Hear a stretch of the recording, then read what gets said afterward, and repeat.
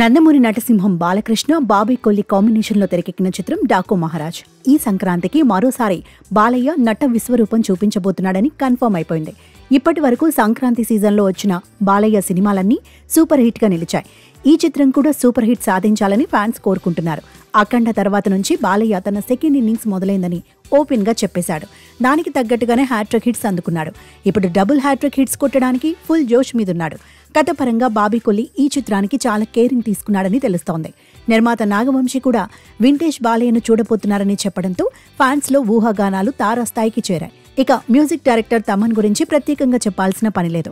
బాలయ్య సినిమాలకు పూనకాలు వచ్చే రేంజ్లో మ్యూజిక్ అందించడంలో తమన్ ముందే ఉంటాడని ఇప్పటికే 3 సినిమాలతో నిరూపించాడు. డాకు మహారాజ్కు కూడా వాటికి మించి అదిరిపోయే రేంజ్లో బ్యాక్గ్రౌండ్ స్కోర్ అందించాడని తెలుస్తోంది.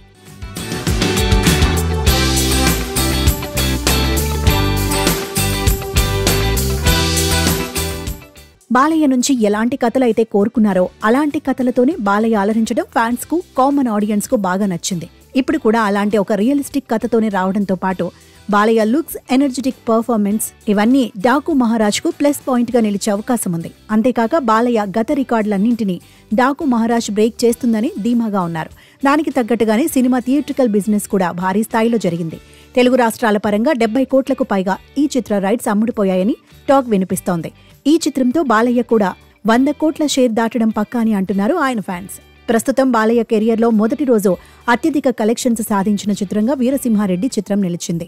వీరసింహారెడ్డి మొదటి రోజు 25 కోట్లు రాగా, బాలయ్య బోయపాటి కాంబినేషన్లో వచ్చిన అఖండ చిత్రానికి 15.39 కోట్ల షేర్ రాబట్టింది. ఇప్పుడు సంక్రాంతి ఫెస్టివల్ ట్రీట్ గా రాబోతోన్న డాకు మహారాజ్ ఏ రేంజ్లో కలెక్షన్స్ ను సాధిస్తుందో చూడాలి.